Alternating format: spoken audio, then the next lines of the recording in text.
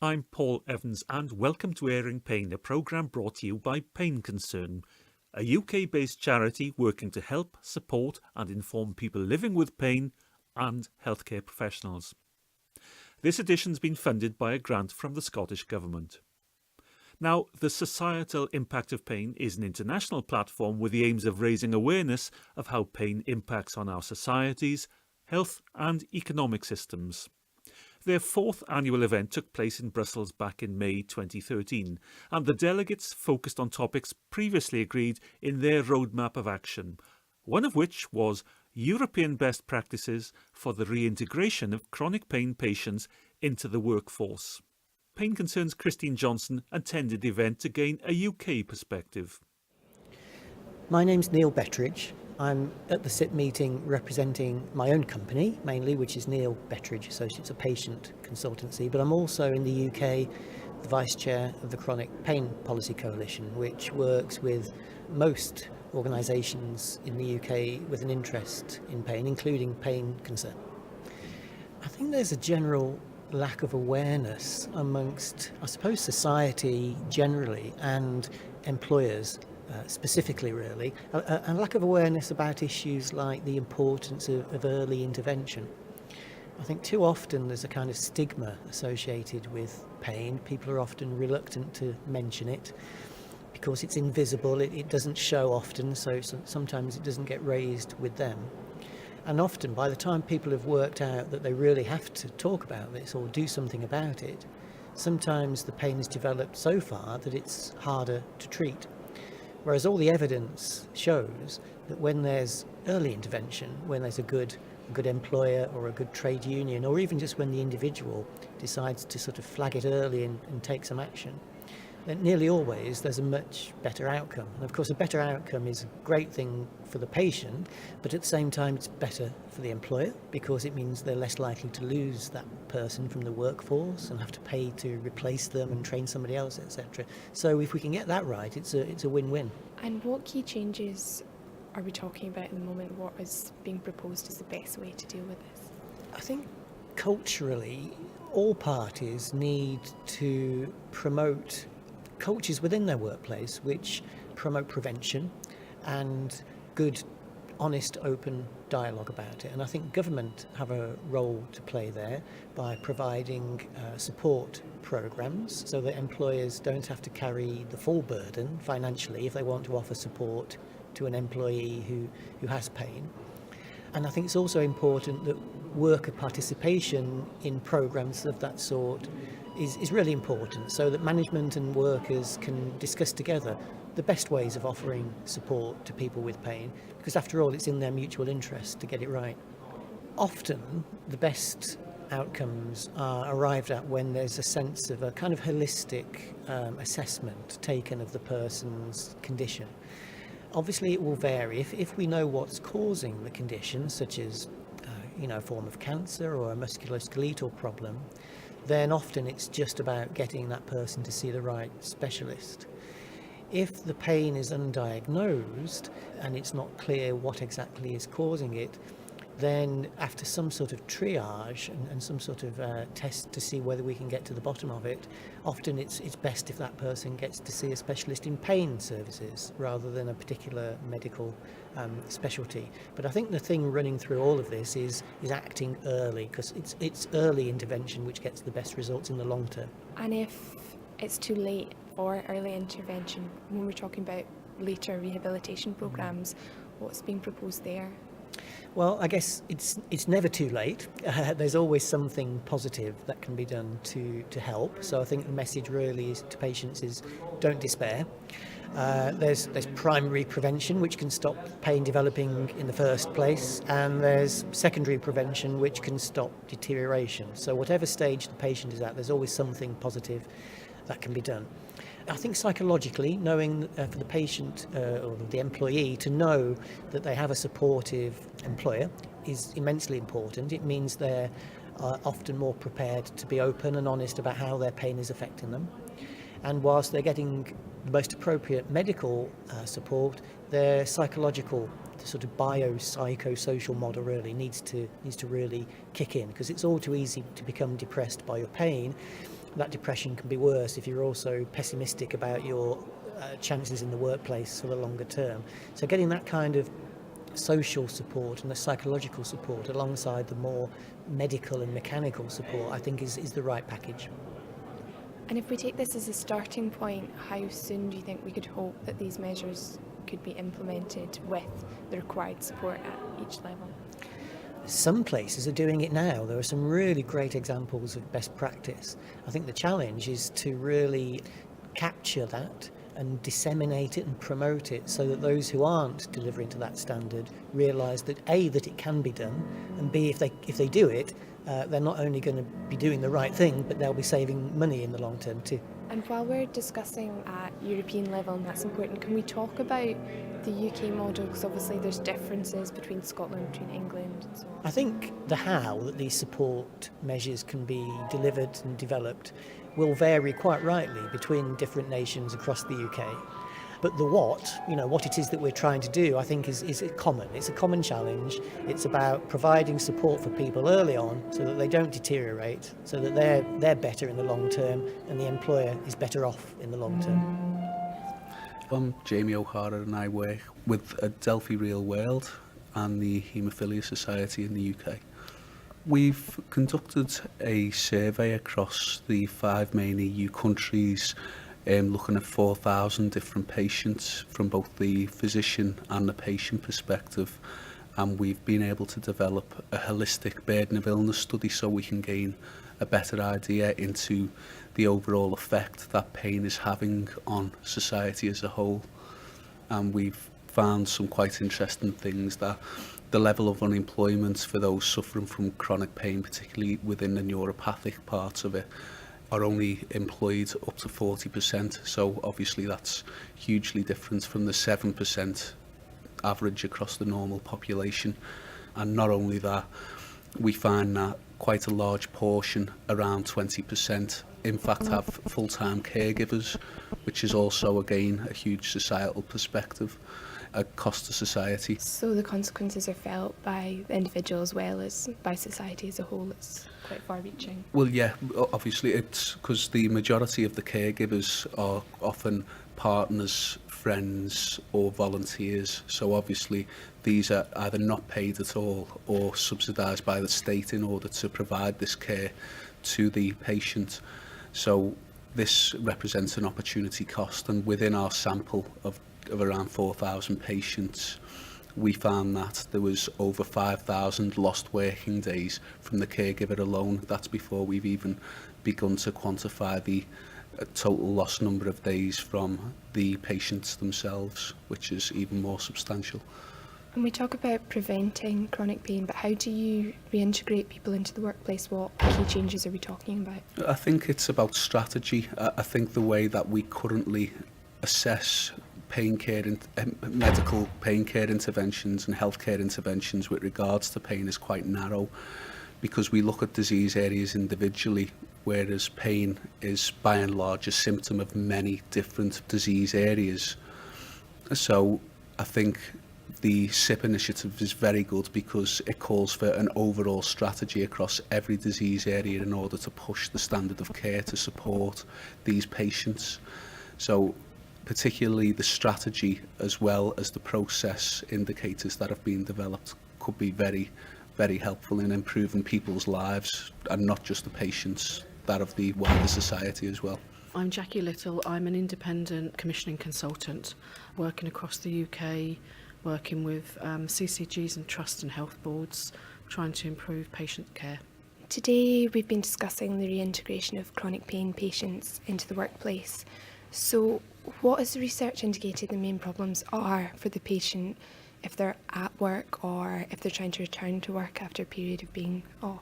One of the biggest things that we found was that care wasn't seamless, and if patients got the diagnosis wrong at the beginning, their journey was delayed, which meant that they were often away from work or trying to get back to work, and there were delays in the system. And actually a lot of people felt that their pain was not taken seriously.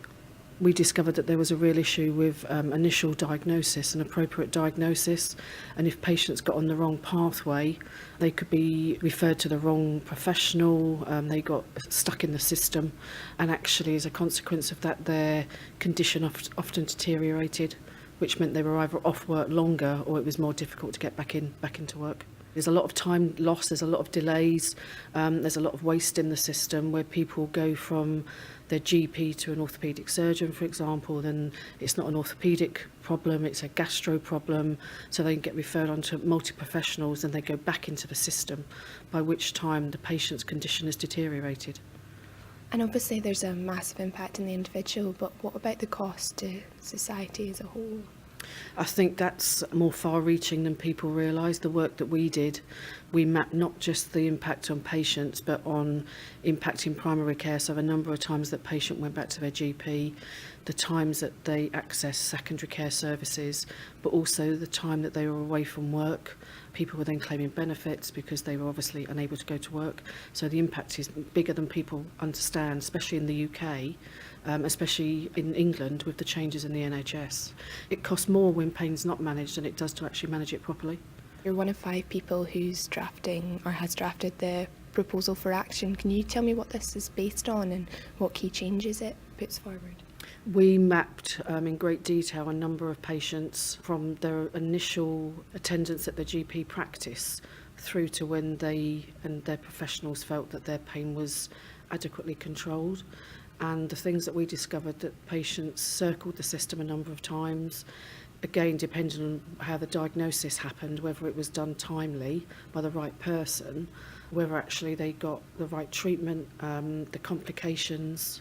And one of the things that we identified is that even though the burden of pain is greater than diabetes, asthma and COPD combined, it doesn't have the same priority as those long-term conditions. So what we're hoping for is that pain will be seen as a priority within the NHS in England. And is it significant to discuss this at European level? Why is it important to do this? I think it is actually, because I don't know if the UK is unique. I don't think it is. I think one of the things that we found that there was clinical variation across England, and I don't think it will be any different in the devolved nations in the UK, and I don't think it will be different across Europe. What support is required from individual governments? What do they have to do to support this? I think I can only speak for England. I think we need to get it on the priorities within the operating framework for NHS England and then across the wider UK. And I would imagine similar processes would have to happen in the other EU countries. And what impact, if this is followed through properly, will this have on a chronic pain patient who's in work or who's finding trouble staying in work? If we were able to make even some improvements into the way that patients get treated, it would mean that they could live more independently, they'd have better pain control sooner, and it would also mean that we would have less burden on the NHS. We would then hopefully be able to sort of reuse some of that money to treat more patients, because one of the problems is that patients wait a long time for treatment. So I think it would just be improving the whole circle of treatment, really. From the work that we did last year, we're now working with the British Pain Society and the Royal College of GPs we're in the process of writing a commissioning guide for pain, and we're now trying to raise the profile of pain in England at the moment with commissioners, but I think there's a long way to go, and I really think it needs some more support and higher profile nationally from NHS England and the Department of Health down before we really do see a sea change. Because at the moment we're competing with diabetes and asthma and other long-term conditions, and I think pain should be seen as a long-term condition in the same way. That was independent commissioning consultant Jacqui Lyttle speaking with Pain Concerns Christine Johnston. The societal impact of pain is held under the umbrella of the European Federation of the International Association for the Study of Pain chapters, and they've designated 2013-14 as the Global Year Against Orofacial Pain. This is pain experienced in the face and or oral cavity. One such condition is trigeminal neuralgia. It's a condition often misunderstood by health professionals. Back in the spring of 2012, Gilly Abbott, then chairman of the Trigeminal Neuralgia Association UK, addressed the British Pain Society annual scientific meeting on that very point. Trigeminal neuralgia is very severe face pain.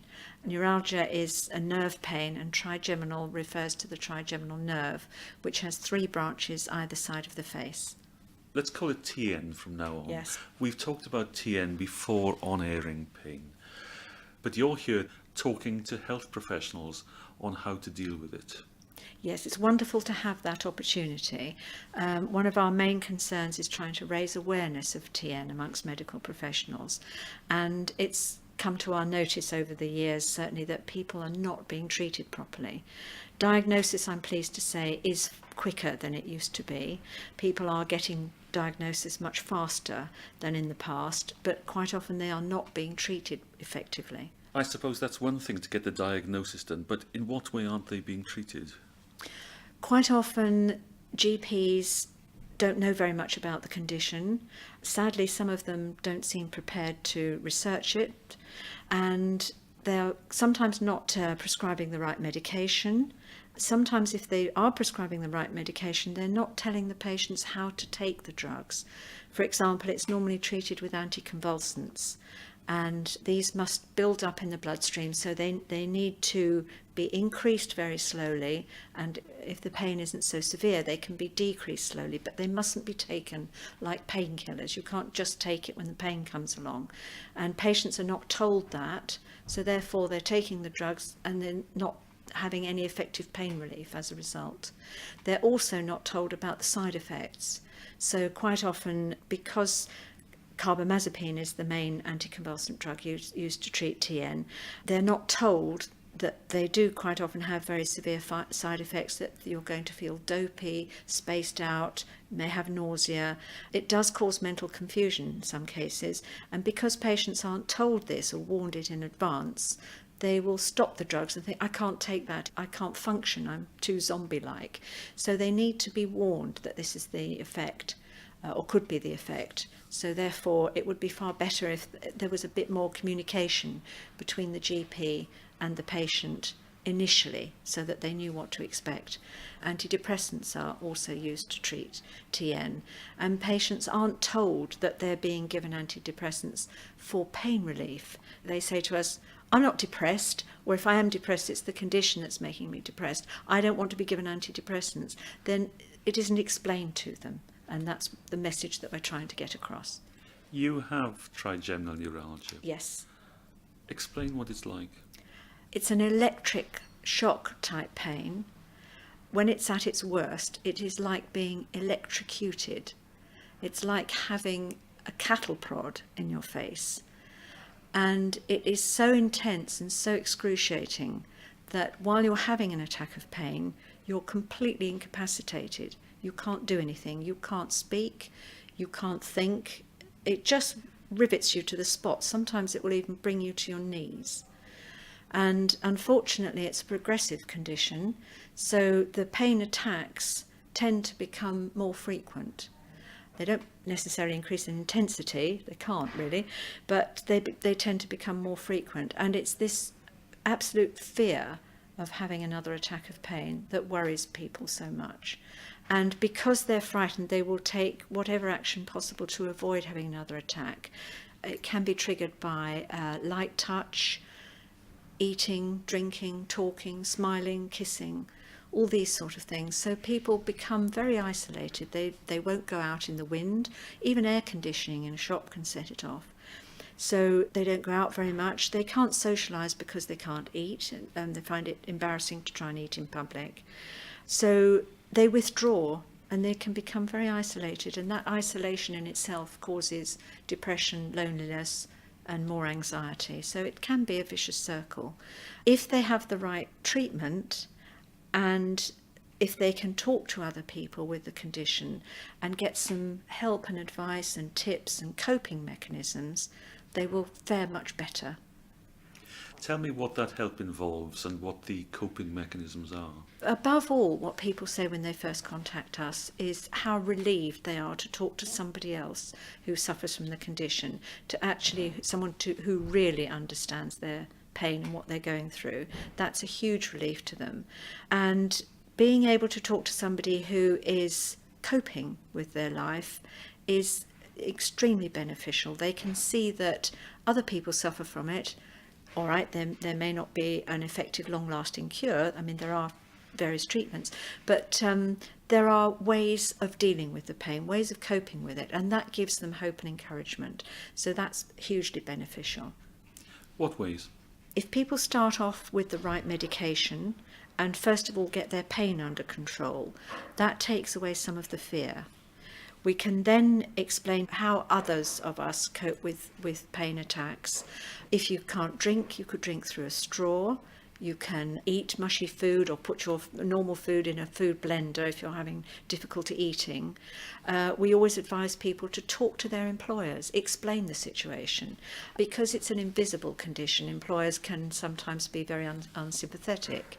But if they get brochures and information and leaflets from us and take those into their employers, that helps for the employer to understand what they're going through and become more sympathetic and try and make arrangements about their working life to accommodate the difficulties that they might face. There are lots of other tips. For example, if you're suffering on a windy day or a cold day, we say to people, wear a balaclava. Don't be embarrassed about the fact that people may look at you rather oddly because it's not midwinter. Foods to avoid. Different things we've found can trigger it. Sweet foods, spicy foods, nuts, anything crunchy will cause it. So we give people dietary advice and just various tips on how to get around the situation. What sort of response do you get from the professionals when you stand up in front and talk to them about the problems that their patients are facing? I think to a degree most of them now are more understanding about the actual problems. When I talked to them in the meeting yesterday, they were quite surprised about the fact that there are complaints from patients about the way they're treated. Perhaps the people who came along to the meeting were the ones who are treating people properly. But I think some of the horror stories that I was telling them were quite shocking to one or two of them, or to most of them in the room, in fact. And I think they probably will be determined hereafter to treat their patients with a great deal more care and compassion. And in fact, all of the medical profession are going to have to do that, because there's a nice guideline which came out in February 2012, which covers what patients in time will grow to expect from all their medical staff: information, involvement, choices, and shared decision making. You might have noticed the shock on my face. Why does a health professional need a guideline to tell them how to treat a patient with respect? Exactly. You wouldn't have thought it would be necessary, but I'm afraid it is. We have collected quite a few stories from people, which are actually quite heartrending. These are from records kept by our telephone helpline team. Her mother has seen a neurologist, she couldn't remember his name, who treated her, quote, with indifference and said that she had migraine. The caller said she thought that the neurologist had no interest in her mother because of her age. Her GP is not helpful and tells him to forget about it. His dentist said that the patient is no longer his pigeon. The GP has done a really good scaremongering job on all the procedures for TN, telling him that they were all far too dangerous and not performed often enough. And to end on a good one, her GP immediately recognised the symptoms and diagnosed TN. Now, that's a mixture of responses to your TN helpline, predominantly bad experiences. Yes, I mean, it is true that the people who come to us could be those who are not getting the right treatment, but I think a lot of people do get very good treatment. But people do still come to us, and there should not be as many of these stories as there are. It's too often the case that people feel that they need to ask for further help with dealing with the medics. That shouldn't be necessary. So when you read these to the room of consultants and health professionals yesterday, was there an audible gasp? I think there was, yes. I think this was quite a shock to most of them in the room. What sort of questions did they ask you? One chap actually said that he felt it was disgusting and this ought to be referred to the General Medical Council. At a British Pain Society event, you may be speaking to the converted. Yes. It's the unconverted you need to get hold of. I know. I know, and this is the difficulty we have. We would love to have the opportunity of running training courses for general practitioners and dentists. Our medical advisor is Professor Joanna Zakrzewska, and she runs courses for trainee dentists on dental pain, facial pain. And she tells me that very few people turn up to these pain courses, but if there is a course being run on cosmetic dentistry, the queue is down the road and round the corner. So there's a difficulty there at getting the message across. We'd love to have more opportunity of training GPs and dentists. We have a joint patient and healthcare professional conference every 2 years, and we try desperately to publicise this widely. We'd love the opportunity to be able to do more of those and to get the message across. I mean, I've no idea how many GPs there are in the country, probably something like 250,000. But GPs don't obviously have enough time. But what they need to do, if they suspect TN, is to first of all sort out the right pain relief and then to refer on, so that they're referring then to a specialist who does have enough time to give to the proper history taking. That's Jilly Abbott of the Trigeminal Neuralgia Association UK. And for more information, go to their website, which is tna.org.uk. That's tna.org.uk. I'll just remind you of our usual words of caution that whilst we believe the information and opinions on airing pain are accurate and sound, based on the best judgments available, you should always consult your health professional on any matter relating to your health and well-being. He or she is the only person who knows you and your circumstances, and therefore the appropriate action to take on your behalf. All editions of Airing Pain are available for download from Pain Concern's website, and CD copies can be obtained direct from Pain Concern. All the contact details, should you wish to make a comment about these programmes via our blog, message board, email, Facebook, Twitter or pen and paper, are on our website, which is painconcern.org.uk. A final word of advice on trigeminal neuralgia. For doctors, from the patient, Jilly Abbott. Yes, it's very important, I think, for medics to provide time for the patient to be able to give their opening statement, to tell their story. Research has shown that not enough time is given to this. Apparently, from a study recently in outpatients, of 335 patients, the average time given to them was 92 seconds. 78% of patients finished in just 2 minutes. And it's in the first few minutes of telling their story that professionals can sometimes make judgments. And I think they need to listen more to the patients, and it's listening to the patients that will give them the diagnosis.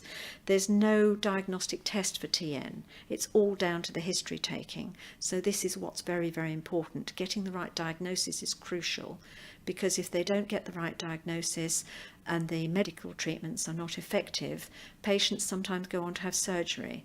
And that, if it's not classic TN, will make the situation far, far worse, and then it becomes an intractable condition. But in many ways, you can't blame the health professionals for only having 92 seconds average with a patient. Could the patient prepare for that 92 seconds? Yes. There are 3 different stages to this. While they're waiting for their initial appointment, they need to learn to accept the condition. They need to learn, hopefully from us, some coping mechanisms. And focusing on their pain will be unhelpful and self-destructive. And very importantly, failing to eat properly will lower the body's defence mechanism and its ability to heal. At the consultation, I think it's important that they expect that they may well get given questionnaires. They may meet someone other than just one specialist. These days there are multidisciplinary teams that are conducting these patient sessions, so they might have with them a neurologist, a psychiatrist, a registered nurse perhaps, a biofeedback therapist, possibly even a neurosurgeon. And we say to them, keep a pain diary. That's really important, because that will give the medical professional an idea of when the pain is occurring, how often, what effect the drugs are having, what side effects they might be having. So that's very important. And they need to take along notes about the drugs and also lower their expectations sometimes. Don't expect a complete cure, but expect a reduction in pain.